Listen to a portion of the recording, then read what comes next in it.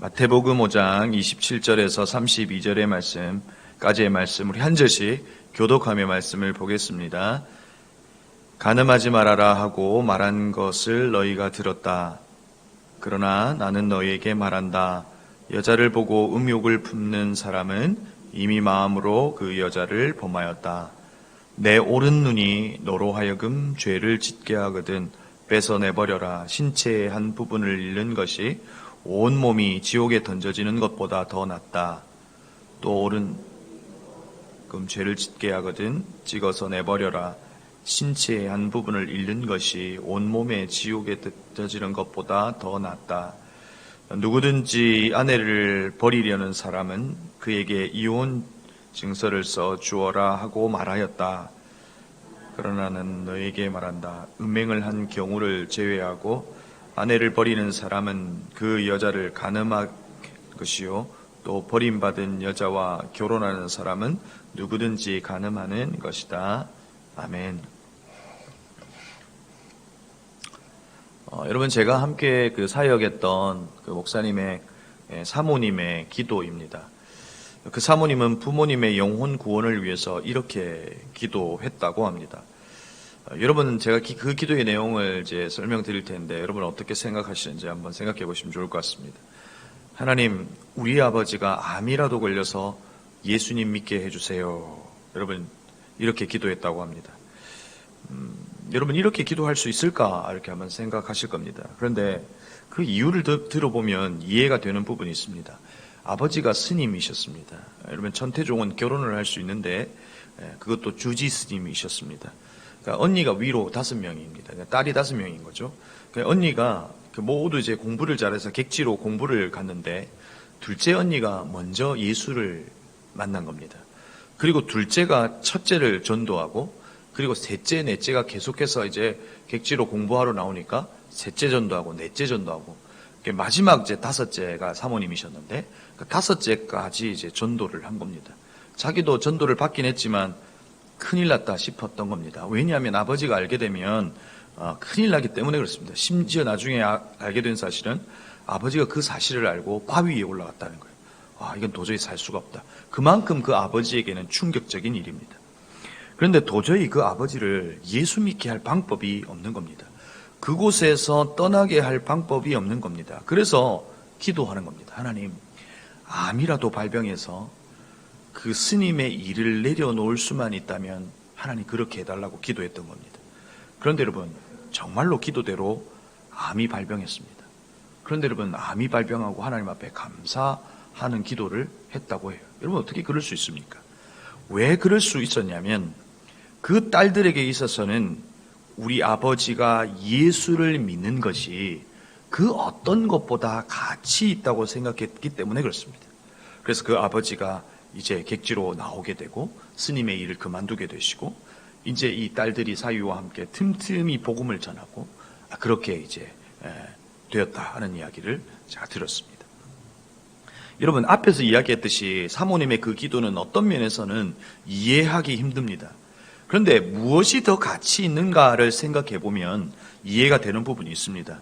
하나님의 나라가 한 영혼이 하나님의 나라 그 천국에 들어간다는 것은 암보다 더 가치 있다 하는 것이죠. 그런데 여러분, 오늘 말씀 가운데도 이해하기 힘든 말씀을 예수님께서 하십니다. 29절에 내 오른 눈이 너로 하여금 죄를 짓게 하거든 뺏어내버려라. 신체의 한 부분을 잃는 것이 온 몸이 지옥에 들어가는 것보다 낫다라고 이야기합니다. 그러니까 신체의 일부분이 죄로 인해 천국에 들어가지 못하는 것보다 그것을 잃더라도 천국에 들어가는 것이 훨씬 낫지 않겠느냐라고 하는 것을 이야기하고 계신 것이죠. 여러분, 예수님은 지금 무엇을 이야기하고 계십니까? 여러분, 마태복음 5장에 시작하면서 이제 산상수훈을 시작하시죠. 복 있는 사람에 대해서 먼저 이야기하셨습니다. 당시 로마의 그 가치관 속에서는 오늘 복 있는 사람이라고 이야기하고 있는 내용은 이해하기 힘든 부분입니다. 왜냐하면 로마의 가치관 속에서 힘이 있어야 복이 있습니다. 많은 것을 가져야 복이 있는 겁니다. 그러나 예수 그리스도의 복 있는 사람의 그 역설은 심령이 가난해야, 애통해야, 의에 줄이고 목마른 자가 돼야, 뭔가 부족한 듯 해야 복이 있다고 말하는 것이죠. 사실 우리가 알고 있는 이 팔복이라고 하는 조건을 가지면 복이 있다라고 하는, 이와 같은 조건을 가지면 복이 있다라고 하는 의미에서 이야기하는 것이 아닙니다. 사실은 복된 사람이 어떤 사람인가라고 하는 것을 이야기합니다. 복된 사람이다 너희는 이러이러한 사람이, 복된 사람이다 너희는 이러이런 사람이. 그러니까 복된 사람이 어떤 사람인지를 사실상 선언하고 계신 말씀이시죠. 그리고 그 말씀이 끝나고 나서 그리스도에 대한 정체성을 이야기합니다. 우리의 정체성을 뭐라고 이야기하냐면 빛이다, 소금이다 이렇게 이야기합니다. 등불처럼 어두움을 밝혀야 하고 소금처럼 맛을 잃은 곳을 맛을 내야 하는 존재가 저와 여러분이다. 그러니까 우리는 그런 존재가 되었다. 그래서 그런 의미에서 우리는 복된 사람이다라고 하는 이야기를 하고 있는 것이죠. 그런데 주님은 우리에게 빛과 소금이 되라라고 말씀하시지 않습니다. 너의 존재가 빛이다, 소금이다 라고 우리의 정체성을 분명하게 밝힙니다. 그리고 나서 오늘 5장 13절부터 계속해서 마지막 절까지, 5장의 마지막 절까지 뭘 이야기하냐면, 그런 정체성을 가지고 살아가는 우리가 율법을 지키고 살아갈 텐데 그 율법의 참된 의미를 6가지의 사례를 통해서 말씀하시고 계신 거죠. 그러니까 오늘 우리의 본문에서는 어떤 내용이냐면 간음과 이혼에 대한 문제를 당시의 율법에 대한 잘못된 고정관념을 깨뜨리시면서 이게 옳은 것이 아니겠는가라고 하는 것을 예수님께서 말씀하고 계십니다.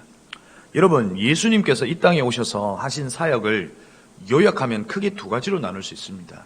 첫 번째는 예수님의 자기 증명입니다. 예수 그리스도가 하나님이시라고 하는 것을 증명하신 것이죠.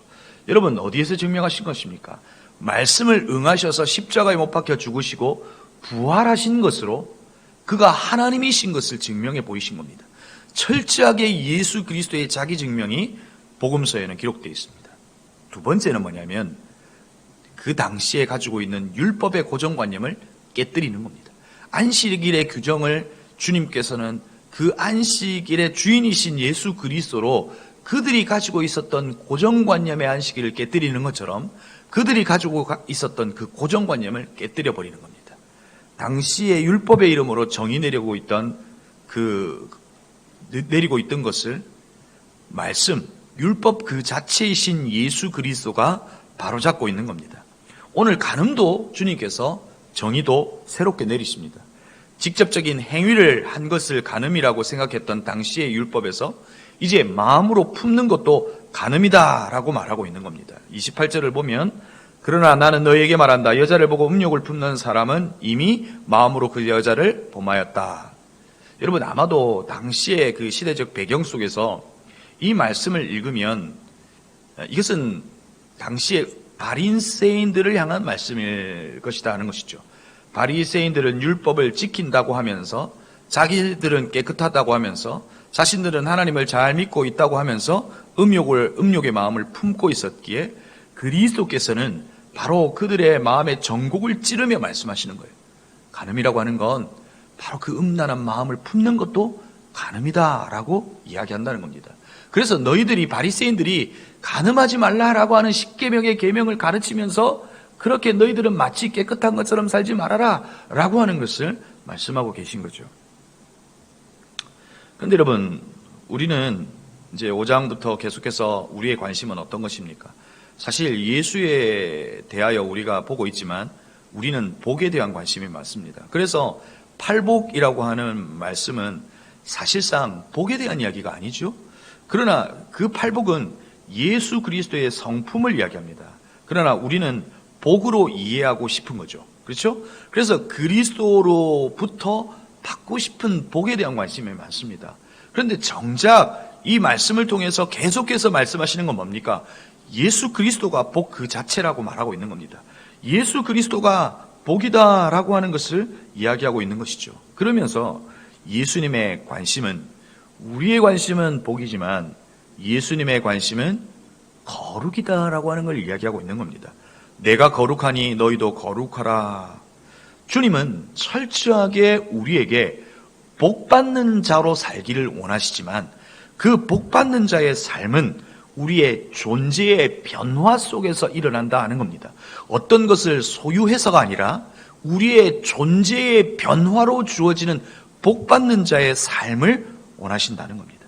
그런 의미에서 간음도 마음으로 품는 것도 간음이다라고 하는 것을 이야기하시면서 손을 자르고 눈을 뽑고라고 하는 극단적 이야기를 하시면서도 하나님은 우리에게 거룩을 원하시더라. 주님은 우리에게 바로 그 거룩을 원하신다 하는 것이죠. 그리고 오늘 두 번째는 이혼에 대한 이야기입니다. 저도 청년 사역을 하고 있으면서 아이들과 상담을 합니다. 요즘 이혼하는 경우가 많습니다. 그래서 그것 때문에 그 상처와 깊은 아픔 때문에 갈등하고 있는 청년들을 상담하는 경우가 이전보다는 훨씬 많아졌습니다. 그런데 여러분, 오늘 예수님께서도 이혼에 대한 이야기를 하세요. 31절에 보면 누구든지 아내를 버리려는 사람은 그에게 이혼 정서를 써주어라 하고 말하였다. 그러나 나는 너희에게 말한다. 음행의 경우를 제외하고 아내를 버리는 사람은 그 여자를 간음하는 것이다. 여러분, 오늘 이 말씀을 지금의 어떤 관점에서 이해하면 좀 이해하기가 힘듭니다. 당시에 신명기 21장에 이혼에 관한 규례가 이렇게 기록되어 있죠. 자기의 아내를 버리려는 자는 누구든지 그녀에게 이혼 정서를 써주어라, 이렇게 기록되어 있습니다. 그런데 여러분, 여기에서 이혼 사유는 사실상 부정한 것을 발견한 경우 허용한다 하는 겁니다. 그러니까 여기서 부정한 건 뭡니까? 간음 같은 것이죠. 그런데 여러분, 이 부분을 해석하는 두 학파가 있습니다. 한 학파는 샴마이 학파인데, 샴마이 학파는 이제 부정한 것을 특별히 성적인 것으로 해석해서 그런 걸 범하면 이혼할 수 있다, 이혼의 사유가 될 수 있다라고 이야기하고요. 둘째는 힐렐 학파인데, 이것은 남편의 어떤 불평의 원인도 이혼이 가능하다는 겁니다. 그러니까 예를 들어서 밥을 했는데 반찬이 맛이 없어요. 그래서 그것이 남편에게 불평의 원인이 되면 그것도 이혼의 사유가 당시에는 될 수 있었어요. 그러니까 당시의 힐렐 학파의 이 해석이 지배적인 시대 속에서 예수께서 이혼에 대한 이야기를 하고 있는 것이죠. 그러나 예수 그리스도께서 이 마태복음과 전체 말씀을 통해서 우리에게 이해시키시는 결혼관은 뭡니까? 마태복음 19장에서 예수 그리스도는 창세기 2장 24절의 말씀을 인용하시죠. 둘이 한 몸이 될지니라고 하는 말씀을 이야기하시면서 오히려 결혼의 첫째 원리, 한 몸이 되어야 한다 하는 것으로 다시금 돌아가야 한다 하는 것으로 예수님은 당시 힐렐 학파보다 더 높은 수준의 결혼관을 요구하고 계신 것이죠. 그런데 오늘 주님께서 간음이라고 하는 것으로 이혼을 허용한다라고 하는 이유는 어떤 의미에서 그런 말씀을 하신 것일까요? 간음이라고 하는 그 자체가 이미 깨어진 결혼 관계를 인정하고 이 이혼이라고 하는 것은 절차에 불과하기 때문에 그렇게 말씀하신 겁니다. 그런데 여러분, 예수님의 가르침의 핵심은 뭡니까? 이혼의 허용이 아닙니다. 바른 결혼관이고 당시 이혼에 대한 잘못된 그 율법의 적용을 지적하시는 거예요. 그건 아니야 라고 지적하시는 겁니다. 사랑하는 성도 여러분, 마이클 샌델의 정의란 무엇인가 라고 하는 그 책이 한때 열풍을 일으켰습니다. 왜 그 책이 열풍을 일으켰습니까? 옳고 그름의 문제, 가치 판단의 혼란의 시대의 흐름 속에서 우리가 살고 있다는 겁니다. 남자와 여자, 가진 자와 가지지 못한 자, 다양한 가치 판단의 기준에서 우리를 혼란스럽게 했기 때문에 정의란 무엇인가 라고 하는 책이 바로 책이 열풍적으로 우리에게 읽혀진 겁니다. 그런데 여러분, 우리에게 있어서 정의란 무엇인가 하는 겁니다. 바로 예수 그리스도입니다. 우리에게 있어서 예수 그리스도가 정의입니다. 그리스도가 옳으면 옳은 거고 옳지 않으면 옳지 않은 겁니다. 우리에게 가치 판단에 그 혼란스러움은 있을 수 있지만 우리의 기준은 예수 그리스도여야 한다는 것입니다. 여러분, 태초에 혼돈과 공허로 가득 찬 세상에 하나님의 말씀이 그 혼돈과 이 공허를 질서로 그리고 균형으로 잡아 주었듯이 중심을 잃어버리고 살아갔던, 유리방황했던 저와 여러분의 중심은 누가 잡아주셨어요? 바로 예수 그리스도가 잡아주셨어요. 우리에게 있어서 삶과 신앙의 균형이 필요하다라고 이야기하지만 저는 그것보다 더 중요한 건 중심이라고 생각해요. 예수 그리스도가 우리의 중심이 될 때 균형은 맞춰지게 되어 있는 것이죠. 다시 말해 예수 그리스도는 우리의 정의, 우리의 중심, 우리의 기준, 우리의 진리가 되어 주신다는 겁니다. 오늘도 저와 여러분의 판단의 기준이 예수 그리스도가 되실 수 있기를 바랍니다. 그럴 때 우리의 선택 가운데 하나님의 역사가 있을 겁니다. 우리의 선택이 거룩으로 이어지게 될 겁니다. 오늘도 주의 말씀이 길이요, 진리요, 생명이요, 정의요, 기준이요, 중심이 되는 하루가 되실 수 있기를 바랍니다. 특별히 기준을 잃어버린 시대 속에서 오늘도 우리의 다음 세대들이 오늘 새벽기도 드리고 있는데 이 다음 세대 속에서 우리의 아버지와 우리의 어머니의 선택의 기준이 그 중심이 예수 그리스도가 될 때 그것이 자연스럽게 우리 다음 세대에게도 우리의 기준은 예수 그리스도라고 하는 메시지가 저와 여러분의 선택과 삶의 자리자리마다 그것이 우리 아이들에게도 신앙의 전수로 흘러갈 수 있기를 바랍니다. 오늘도 우리 주님이 길이요, 진리요, 생명이신 하루가 되기를 주의 이름으로 축복합니다. 기도하겠습니다. 오늘 이 시간 합심으로 기도하고 싶은 건 우리 말씀을 기억하며 기도하십시다. 예수 그리스도는 이 땅 가운데 오셔서 자기를 증명해 보이셨습니다. 그리고 당시 옳다고 생각하는 그 생각의 편견, 고정관념을 깨뜨리시면서 예수 그리스도는 이것이 옳지 않냐라고 우리에게 말합니다. 오늘 간음에 대한 이야기 그리고 이혼에 대한 이야기를 하시면서 우리의 기준은 바로 예수 그리스도시다. 우리의 중심은 예수 그리스도시다. 우리의 정의는 예수 그리스도시다. 우리의 진리는 예수 그리스도시다 라고 말씀하십니다. 말씀을 기억하며 기도할 때 하나님 오늘 우리의 삶의 선택이 예수 그리스도가 기준이 되게 해달라고 기도하십시다. 그리고 오늘은 다음 세대를 위하여 기도하는 날입니다. 우리의 다음 세대가 혼란 속에 있습니다. 여러분 우리 청년 가운데 네덜란드에서 유학을 하고 있는 친구가 있습니다. 그 네덜란드는 화장실이 남녀가 구분되어 있지 않습니다. 그리고 자기가 생각하기에 50% 이상이 성정체성의 혼란을 겪고 있는 이 시대 속에서 살아가고 있다는 겁니다. 자기도 혼란스럽답니다. 여러분 이 기준이 사라져버린 이 시대 속에서 그것이 괜찮은 것처럼 보여지고 있는 이 시대 속에서 그리스도의 말씀이 기준이 되게 하여 주시고 예수 그리스도가 정의가 되게 하여 주옵소서. 우리 다음 세대가 그 기준과 진리와 정의를 붙잡고 살아가게 달라고 기도해 주시고 여러분이 가져오신 개인적인 기도의 제목 가지고 오늘 이 새벽에 함께 기도하며 돌아가시면 되겠습니다. 기도하시겠습니다.